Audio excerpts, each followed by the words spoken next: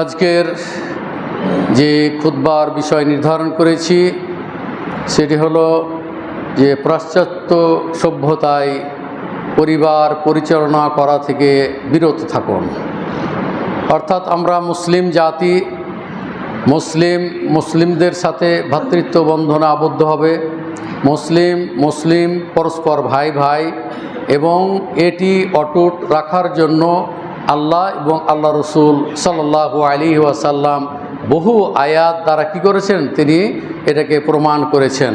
পক্ষান্তরে যারা বিধর্মী, যারা মুসলমানদের শত্রু, এবং আল্লাহ তাআলাও সেটাও বলে গিয়েছেন, এবং আমাদের প্রিয় হাবিব মুহাম্মদুর রাসূলুল্লাহ সাল্লাল্লাহু আলাইহি ওয়াসাল্লাম সেই বাণী উচ্চারণ করে গিয়েছেন। অতএব আমাদেরকে সতর্ক থাকতে হবে যে আল কুফরু মিল্লাতুন ওয়াহিদা, কাফেররা হলো তারা কি একই জাতি, একই গোষ্ঠী, একই রীতিনীতির লোক। আল্লাহ তাআলা সূরা মায়েদার 51 নম্বর আয়াতে আল্লাহ তাআলা বলতেছেন, ইয়া আইয়ুহাল্লাযীনা আমানু লা তাত্তাখিযুল ইয়াহুদা ওয়ান নাসারা আউলিয়া। আল্লাহ তাআলা ঈমানদার যারা মোমেন তাদেরকে তিনি আহ্বান করে বলতেছেন, হে ঈমানদারগণ, তোমরা ইহুদি এবং নাসারাদেরকে বন্ধুরূপে গ্রহণ করো না। ইহুদি এবং নাসারা, শুধু ইহুদি বলা হয় নাই, নাসারাদেরকেও বলা হয়েছে, যারা খ্রিস্টান এবং যারা ইহুদি জাতি তাদেরকে বন্ধু হিসাবে গ্রহণ করতে মহান রব্বুল আলামিন কী করতেছেন, নিষেধ করতেছেন। মুমিন যারা, ঈমানদার ব্যক্তি যারা, তাদেরকে ডেকে বলতেছেন, ইয়া আইয়ুহাল্লাযীনা আমানু লা তাত্তাখিযুল ইয়াহুদা ওয়ান নাসারা আউলিয়া, তোমরা ইহুদি এবং নাসারাদেরকে বন্ধু হিসাবে তোমরা গ্রহণ করিও না। এরপরে আল্লাহ তাআলা বলতেছেন, ওয়ামান ইয়াতাওয়াল্লাহুম মিনকুম ফাইন্নাহু মিনহুম, যারা তোমাদের মধ্য হতে যারা ইহুদি এবং খ্রিস্টানের সাথে যারা বন্ধুত্ব স্থাপন করবে তারা তাদেরই অন্তর্ভুক্ত হবে। আল্লাহ রসুল সাল্লাল্লাহু আলাইহি ওয়াসাল্লাম এই আয়াতের ব্যাখ্যায় আবু দাউদের 4031 নম্বর হাদিসে আল্লাহ রসুল সাল্লাল্লাহু আলাইহি ওয়াসাল্লাম বলছেন যে মান তাশাব্বাহা বিকওমিন ফাহুয়া মিনহুম, যে কোনো বিধর্মীর সাথে সাদৃশ্য, তাদের কৃষ্টি কালচারের সাথে যারা সাদৃশ্য অবলম্বন করবে তারা কী হবে, তাদেরই অন্তর্ভুক্ত হবে। তাহলে আল্লাহ তাআলা এটা বললেন যে যারা, যে সমস্ত মুসলিম ইহুদি খ্রিস্টান বিধর্মীদের সাথে যারা বন্ধুত্ব স্থাপন করবে তারা তাদেরই অন্তর্ভুক্ত হবে। আল্লাহ রসুল সাল্লাল্লাহু আলাইহি ওয়াসাল্লাম সেটিরই ব্যাখ্যা করে তিনি বলছেন, মান তাশাব্বাহা বিকওমিন ফাহুয়া মিনহুম, বিধর্মীদের সাথে তাদের কৃষ্টি কালচারের সাথে যারা কি করবে, এই সাদৃশ্য অবলম্বন করবে, তাদের রীতিনীতি অনুযায়ী যারা নিজেদের জীবন, পারিবারিক জীবন, সামাজিক জীবন যারা পরিচালনা করবে তারা তাদেরই অন্তর্ভুক্ত হবে। এটি আল্লাহ তাআলার বাণী এবং রাসূলুল্লাহ সাল্লাল্লাহু আলাইহি ওয়াসাল্লামের একটি হাদিস নাম্বার হলো আবু দাউদের 4031 নম্বর হাদিস। আর আয়াত যেটি তেলাওয়াত করলাম সেটি হলো সূরা মায়েদার 51 নম্বর আয়াত। বর্তমান যুগে যেটি আমরা এখন দেখতেছি সেটি হচ্ছে যে দিন যত আসবে মানুষ তত খারাপ হবে। আল্লাহ রসুল বলছেন যে লা ইয়াতি জামানুন ইল্লাল্লাযী বা'দাহু শাররুম মিনহু, যুগ যত আসবে মানুষ তত খারাপ হবে। আপনি যতই হেদায়েতের বাণী দেন না কেন, যতই কোরআন হাদিসের আপনি বাণী শোনান না কেন, আল্লাহ তাআলা যদি তাকে এই সঠিক পথে যদি পরিচালনা না করেন তাহলে কেউ তাকে সঠিক পথে পরিচালনা করতে পারবে না। তার কারণ হচ্ছে যে একমাত্র হেদায়েতের মালিক হলো আল্লাহ তাআলা। কাকে সঠিক পথে আল্লাহ তাআলা পরিচালনা করবেন, কাকে আল্লাহ তাআলা পথভ্রষ্ট করবেন, আল্লাহ তাআলা সেটাও বলে দিয়েছেন। সুতরাং বর্তমান যুগে যেটা দেখা যাচ্ছে যে আমরা মুসলিম, অথচ মুসলমান কিন্তু আমরা পরস্পর ভাই ভাই। আল্লাহ তাআলা বলতেছেন মুসলমান, এক মুসলমান কি তারা পরস্পর বন্ধু।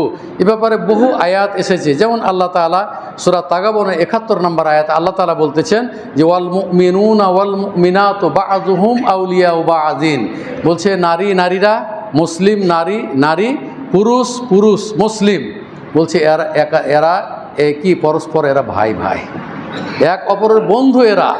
তাহলে মোমেনেরই বন্ধু হবে, মোমেন কিন্তু কোনো কাফের বন্ধু হবে না, মোমেন কিন্তু বেধর্মীদের কোনো বন্ধু হবে না। বাহ্যিক দৃষ্টিতে যেগুলো বন্ধুতালি সেটা হতে পারে, কিন্তু আন্তরিকভাবে বন্ধুতালি করতে হলে মোমেনদের সাথেই করতে হবে। এবং আপনার কিঞ্চিত মাত্র উপকার করলেও এই মোমিন দ্বারাই কিন্তু আপনার উপকার হবে। তাছাড়া কাফেরদের কাছ থেকে, বিধর্মীদের কাছ থেকে, বিশেষ করে ইহুদি নাসাদের কাছ থেকে মোমিনরা কোনো ভালো আশা বা কোনো ভালো ফলাফল তারা পাবে না। কারণ আল্লাহ তাআলা নিজে বলতেছেন, সূরা ফাতিহা আমরা পড়ি কিনা, সূরা ফাতিহাতে আমরা দোয়া করি ইহদিনাস সিরাতাল মুস্তাকিম, হে আল্লাহ তুমি আমাদেরকে সরল সঠিক পথে পরিচালিত করো। ইহদিনাস সিরাতাল মুস্তাকিম সিরাতাল্লাযীনা আনআমতা আলাইহিম, ওই লোকদের পথ যে যাদেরকে আপনি নিয়ামত দান করেছেন। তারা কারা? তারা শহীদ, তারা সিদ্দিকিন, তারা সালেহীন, তারা হচ্ছে কি সৎ লোক, তারা হচ্ছে শহীদ, তারা হচ্ছে সত্যবাদী এবং তারা হচ্ছে সৎ মানুষ। এদের পথে কামনা করতে বলছে যে সিরাতাল্লাযীনা আনআমতা আলাইহিম, যাদের উপরে আপনি নিয়ামত দান করেছেন সেই লোকদের পথে আল্লাহ তুমি আমাদের কি করো? পরিচালনা করো। সিরাতাল্লাযীনা আনআমতা আলাইহিম গায়রিল মাগযুবি আলাইহিম ওয়ালাদ-দাল্লিন, বলছে ওই লোকদের পথে নয় যাদের প্রতি আপনার গজব নাজিল হয়েছে, যারা কি হয়েছে পথভ্রষ্ট হয়েছে। তো এখানে মাগজুব বলতে হলে ইহুদিদেরকে বোঝানো, ওহমুল ইয়াহুদ, ইহুদিদেরকে বলা হয়েছে, তারপর গজব নাজিলের কথা বলা হয়েছে। তারপর নাসারা, এরা হলো কি পথভ্রষ্ট, এরা হলো কি খ্রিস্টান। তাহলে আল্লাহ তাআলা এখানে কিন্তু নিজেই বলে দিয়েছেন যে ইহুদি এবং নাসারাদের পথে নয়, যে পথে কোনো মোমেন গেলে সে পথভ্রষ্ট হয়ে যাবে এবং ঈমান হারা হয়ে যাবে, ঈমান নষ্ট হয়ে যাবে। সেই পথে গেলে তাদের সাথে বন্ধুতালি স্থাপন করলে, তাদের সাথে চলাফেরা করলে, তাদের অনুকরণ করলে, তাদের অনুসরণ করলে সেই পথের পথিক আমরা মুমিন হয়ে কিন্তু ওই পথেই আমরা চলে যাব। যার কারণে আমরা যে দোয়া করতেছি আল্লাহ তাআলার কাছে যে ইহদিনাস সিরাতাল মুস্তাকিম, হে আল্লাহ তুমি আমাদেরকে সরল সঠিক পথে আল্লাহ তুমি পরিচালনা করো। আজকে দেখুন পৃথিবীতে সব নিশ্চুপ। আজকে মুসলমান দেশগুলোর উপরে যেভাবে ইহুদিরা, যেভাবে নাসাররা যেভাবে কি করতেছে, অত্যাচার করছে, জুলুম করতেছে, মারতেছে, ডেলি 100, 200, 500 জন মুসলমানকে তারা হত্যা করতেছে। নিশ্চুপ, সারা বিশ্ব নিশ্চুপ। মুখে বড় বড় কথা বলছে, জাতিসংঘ বলেন আর এই আমেরিকায় বলেন আর কোনো ইউরোপ কান্ট্রির লোক বলুক না কেন, মুখ ওই পর্যন্ত শেষ। আর ডেলি ধরেন যেভাবে হত্যা করছে, হত্যাযজ্ঞ চালাচ্ছে, আল্লাহর যদি রহমত না হয়, আল্লাহর যদি পক্ষ থেকে কোনো দয়া বা কোনো সাহায্য যতক্ষণ পর্যন্ত আসছে ততক্ষণ পর্যন্ত এই মুসলিমরা এইভাবে কি হবে, তারা নিশ্চিহ্ন হয়ে যাবে। এবং আপনারা জেনে রাখুন যে নিশ্চিহ্ন হয়ে গেলেও আল্লাহ তাআলা একটি হকের একটি দল যারা কিয়ামত পর্যন্ত তারা থাকবে এবং তাদের বিরুদ্ধে জিহাদ করবে এবং এই দ্বীন ইসলামকে টিকিয়ে রাখার জন্য তারা তাদের রক্ত দিয়ে, তারা শহীদ হয়ে তারা কি করে শত্রুদের মোকাবেলা করবে। এবং আমাদের কিছু করণীয় না হলো আমাদের ওই মুসলিম ভাইদের জন্য, এবং যে সমস্ত মুসলিম ভাইরা ইমানদার মোমেন হয়ে যারা মৃত্যুবরণ করেছে তাদের জন্য আমরা সব সময় দোয়া করি আল্লাহুম্মা গফির লাহুম, আল্লাহ তুমি তাদেরকে ক্ষমা করে দাও। এইভাবে আমরা দোয়া করেছি তাদের জন্য যে আল্লাহ আল্লাহুম্মা আনজিল মুসলিমিন, হে আল্লাহ তুমি মুসলমানদেরকে তুমি রক্ষা করো, আল্লাহ তুমি এই ইহুদি এবং নাসারাদেরকে আল্লাহ তুমি ধ্বংস করে দাও। যারা মুসলমানদের উপরে যারা জুলুম করতেছে, অত্যাচার করছে, নির্মমভাবে হত্যা করতেছে, আল্লাহ তুমি তাদের উপরে গজব নাজিল করো। আল্লাহ তুমি তাদেরকে, এই মুসলমানদেরকে তোমার গায়েবী সাহায্য দ্বারা আল্লাহ তুমি তাদেরকে সাহায্য করো, যাতে করে এই মুসলিম যে একটি দেশ, এই দেশ যেন প্রতিষ্ঠা করতে পারে। আল্লাহ তুমি সেই তৌফিক দান করো। এই ছাড়া আমাদের আর কিছুই করার নেই। সুতরাং মোমেনের ব্যথা মোমেনই বুঝবে, মোমেনের ব্যথা এই কাফেররা বুঝবে না, খ্রিস্টানরাও বুঝবে না, ইহুদিরাও বুঝবে না, এবং যারা অমুসলিম তারাও বুঝবে না, কারণ এরা সব মুসলমানের শত্রু। আল কুফরু মিল্লাতুন ওয়াহিদা, কাফেররা কিন্তু একই মিল্লাত, একই জাতি, মুসলমানদের কোনো উপকারে আসবে না। আল্লাহ তাআলা বলছে ইন্না যালিমিনা বাযুহুম আউলিয়াউ বায, এখানে জালেম বলতে অত্যাচারী বলতে বলা হয়েছে কাফেরদেরকে বোঝানো হয়েছে, যারা পরস্পর কিন্তু ভাই ভাই।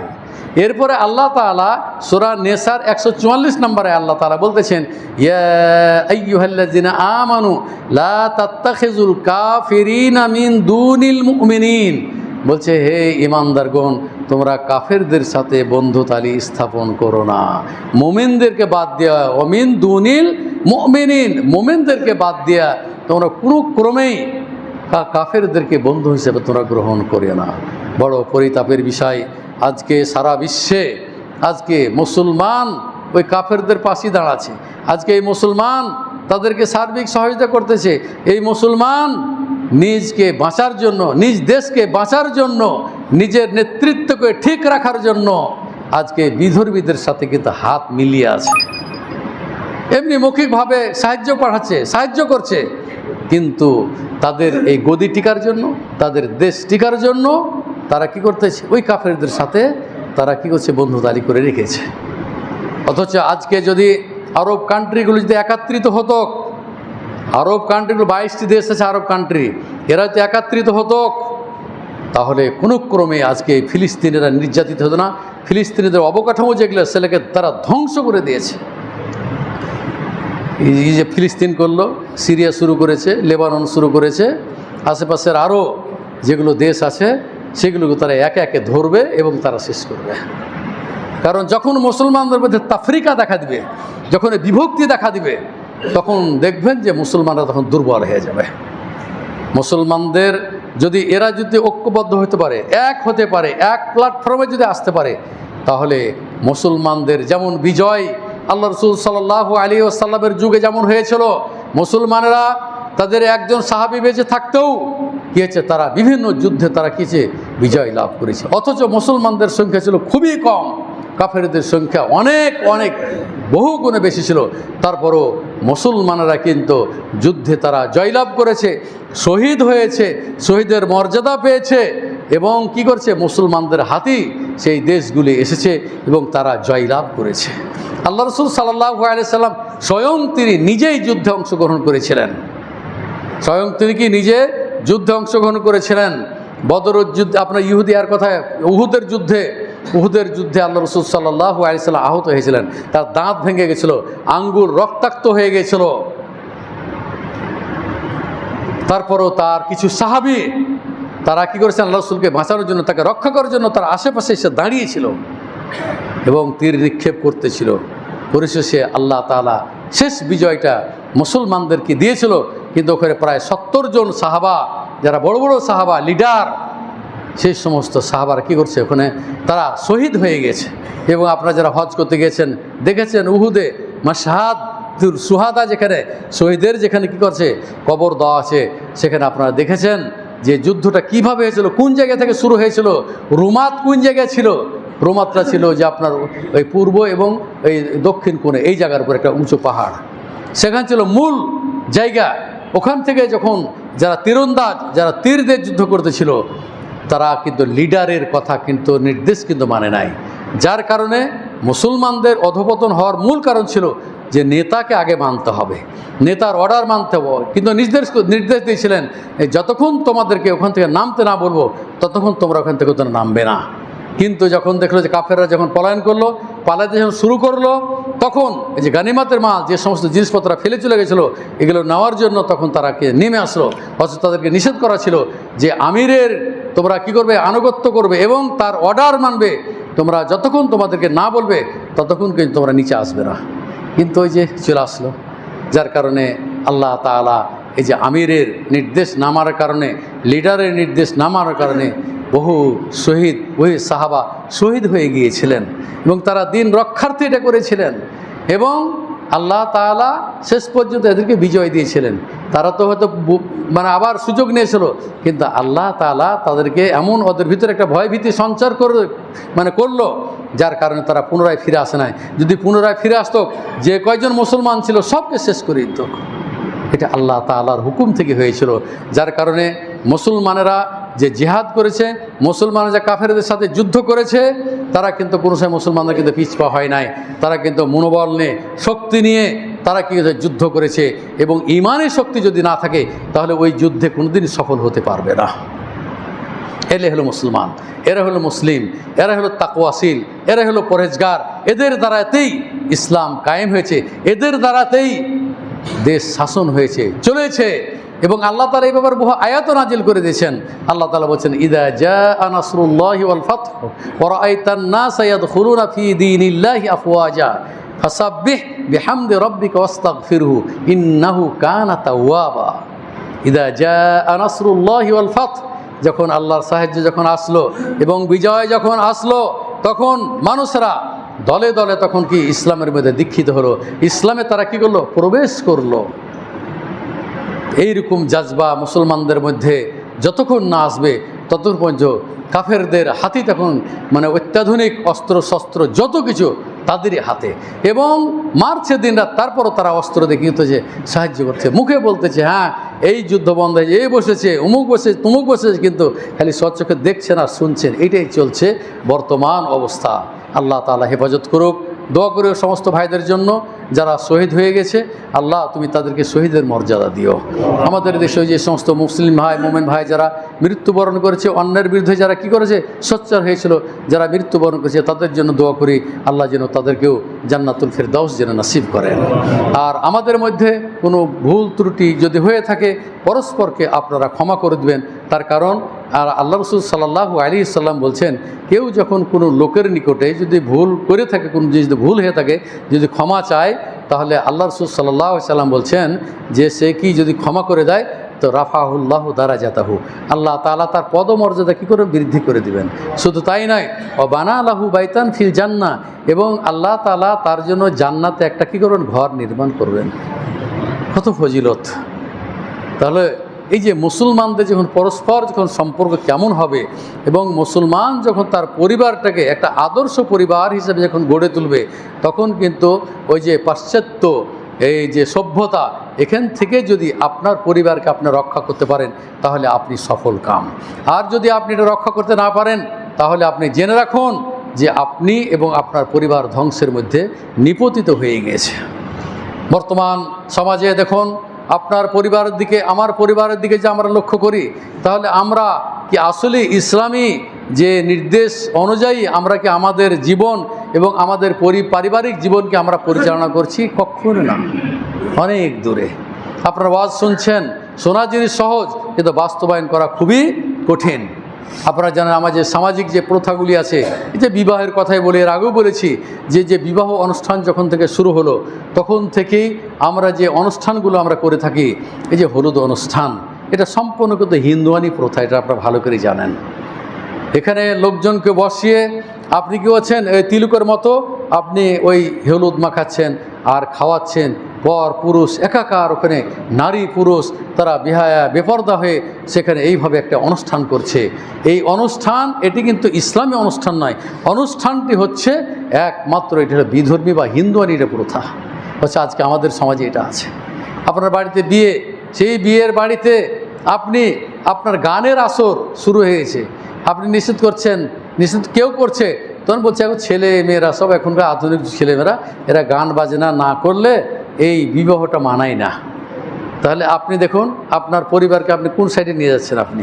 তাহলে আমরা বিধর্মী বা ওই যে আমি বলছি পাশ্চাত্য সভ্যতার কি যুগে আমরা পড়ে গেছি এবং আমরা এটা মানতে পারছি না। আপনি একজন বাড়ির অভিভাবক, আপনি একজন দায়িত্বশীল, আপনার শক্তি আছে, এই শক্তি অনুযায়ী আপনাকে অন্যায় থেকে কিন্তু বিরত রাখার আপনাকে চেষ্টা করতে হবে।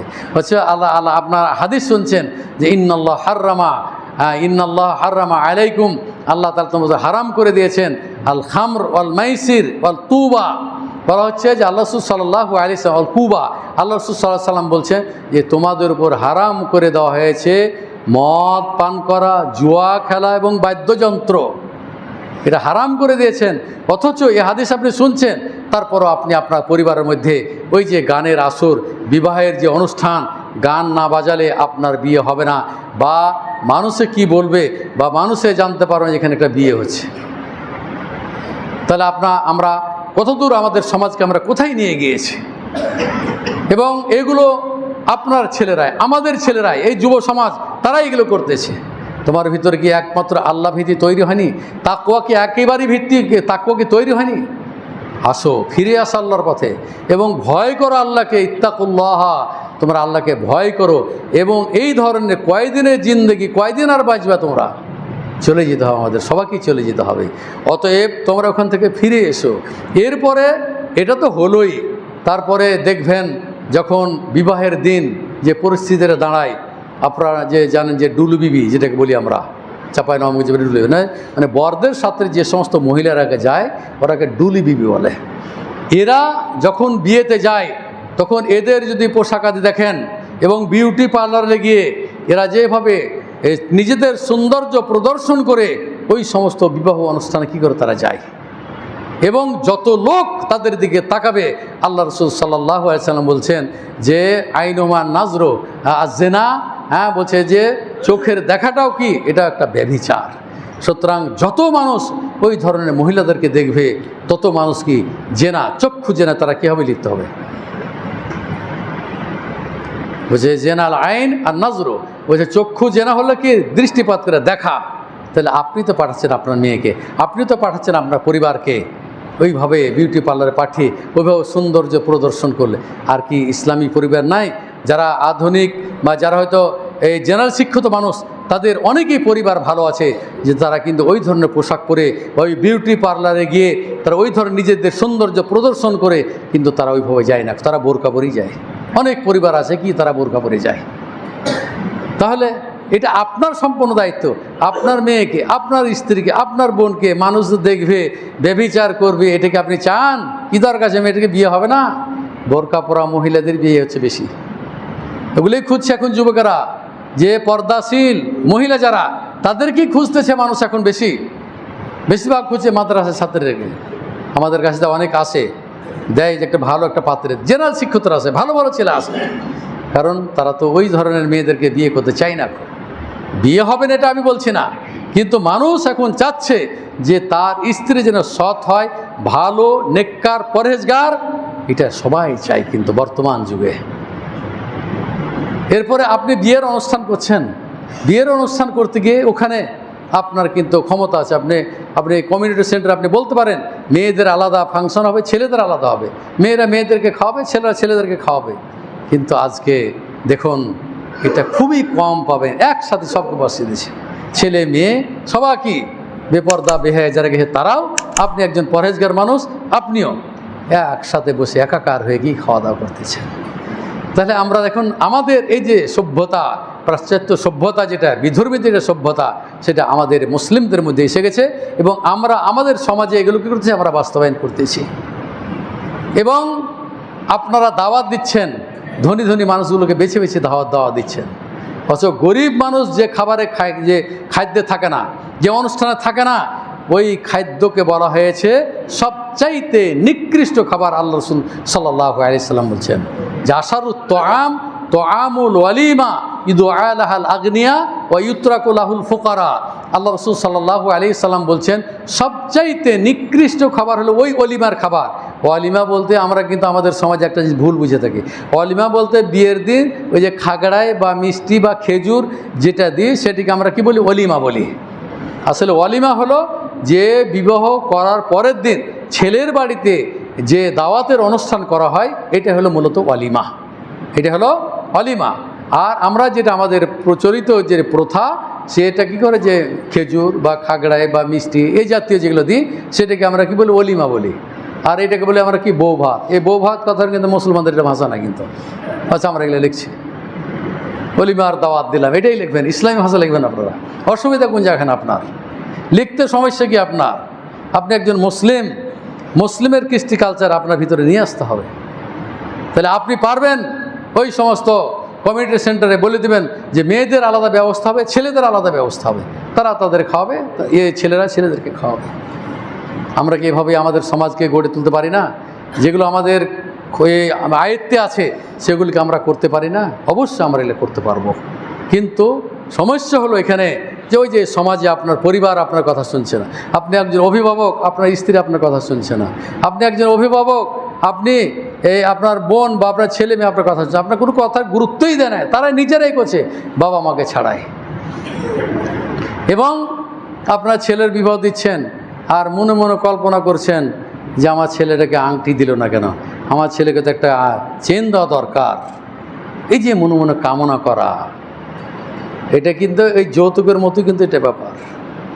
আপনি দিবেন মেয়েকে, আপনি স্ত্রীকে, আপনার বৌমাকে আপনি স্বর্ণ দিবেন, আপনার বৌমাকে আপনি আংটি দিবেন, আপনার বৌমাকে যত রকমের গয়না আছে আপনি দিবেন, এবং সেগুলো মোহরানা হিসাবেও কিন্তু এগুলো গণ্য করা যায়, মোহর হিসাবে কী করা যায়, এগুলো গণ্য করা যায়। তো এখন বর্তমান যুগে কে বলছে না না ছেলেকে কিছু দিতে হবে না, আর মনে মনে চাইছে না একটা চেন পরের জন্য একটা চেন দিতে পারতো, একটা আংটি দিতে পারতো। কেন?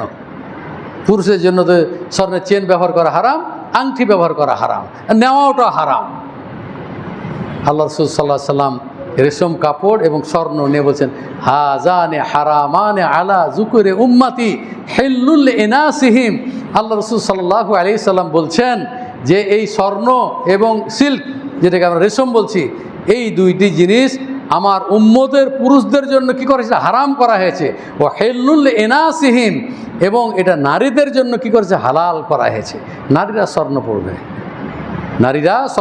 নারীরা রেশমের কাপড় পরবে, কিন্তু পুরুষ মানুষ রেশমের কাপড় পরিধান করতে পারবে না। একটা হাদিসে অনুমতি এসেছে, যদি আপনার চুলকানি বা খুজলি এই ধরনের যদি কোনো অসুখ হয়, তাহলে ওই ক্ষেত্রে আল্লাহ রাসূল সাল্লাল্লাহু আলাইহি সাল্লাম শুধুমাত্র রেশমের কাপড় পরিধান করার অনুমতি দিয়েছেন। আর আমাদের সমাজে একটা কথিত একটা প্রথা আছে যে এক ভরি স্বর্ণ পুরুষেরা কী করতে পারে, সফরে গেলে নিয়ে যেতে পারবে এবং ব্যবহার করতে পারবে। এটা যে কোত্থেকে আসে এটা আমরা নিজেও জানি না। এক কথায় পুরুষরা কোনো ক্রমেই স্বর্ণের জিনিস ব্যবহার করতে পারবে না। এবং আর একটা কৌশল অবলম্বন করে যে ছেলেকে দিচ্ছে তো আবার ওই বৌমাকে দিয়ে দেবো। কেন? বৌমাকে দেন, ছেলেকে নিয়ে আবার আপনি আংটি পরাবেন, এই পরাটাও তো হারাম, গলায় একবার চেন দিলেন এটাও তো হারাম। আপনি কাকে শোনাবেন হাদিস, কি বলবেন? সমাজ কোন দিকে গেছে? আজকে যুবকেরা যে কি কি বলছে যে হাতে যেগুলো দিচ্ছে, ওই যে কোন নায়কের, কোনো গায়কের, নাহলে কোনো ওই খেলোয়াড়ের অনুকরণ করে তারা এগুলো কি এই ছেলেরা কি ব্যবহার করছে এবং চেন ব্যবহার করছে। আপনারই ছেলে, আমাদেরই ছেলে, কেন, কী জন্য আপনি এগুলো করবেন? আল্লাহ রাসূল হাদিসকে শুনলেন না, মান তাশাব্বাহা বিকওমিন ফাহুয়া মিনহুম, যারা বিধর্মীদের সাথে যারা সাদৃশ্য অবলম্বন করবে তারা তাদেরই অন্তর্ভুক্ত হয়ে যাবে। আপনার দায়িত্ব, আপনার কর্তব্য, সেটি হলো আপনার পরিবারকে রক্ষা করা। আপনার দায়িত্ব, আপনার কর্তব্য প্রতিবেশীর সাথে ভালো আচরণ করা, প্রতিবেশীর সাথে কি ভালো সুসম্পর্ক বজায় রাখা। আপনি একজন মুসলিম ভাই হিসেবে, মুসলমান হিসেবে, ভাই হিসেবে চলার চেষ্টা করবেন, তাহলে ওই সমাজ আপনার সৌন্দর্য মণ্ডিত হবে এবং পরিবার একজন আদর্শ পরিবার হিসাবে কি হবে, গঠিত হবে। দোয়া করি আপনাদের জন্য, সকলের জন্য। মা বোন যারা এসেছেন তাদের উদ্দেশ্য আপনারা বলছি যে আপনারা এখানে আসেন, আপনারা এখানে জুমা পড়তে আসেন এবং আপনারা কি তাফসির শুনতে আসেন। আমি তো জানতাম না যে মহিলারও তাফসির শুনতে আসে, এটা আমি জানতাম না। পরে দেখে যে অনেক মহিলা তাফসির শুনতে এসেছে। তাহলে এখানে আসার পরে আপনারা যে হাদিস কোরআনগুলো শুনছেন, এগুলো আপনি নিজে আপনার পরিবারের মধ্যে, আপনার ছেলে মেয়েদের মধ্যে এগুলো আপনারা কী করবেন, শোনাবেন এবং নিয়ে আসবেন। কিছু না কিছু উপকার তো হবেই হবে ইনশাআল্লাহ। আশা করি যে আমার খুতবার মাধ্যমে যে সমস্ত ভাই আপনারা এসেছেন সকলের জন্য আমরা দোয়া করতেছি। বিশেষ করে আমাদের নিকট আত্মীয় যারা কবরে আছে সকলের জন্য দোয়া করতেছি। হে মহান রব্বুল আলামিন, তুমি আমাদের ভাই বোনদেরকে আল্লাহ তুমি তাদেরকে কবর আযাব থেকে রক্ষা করো।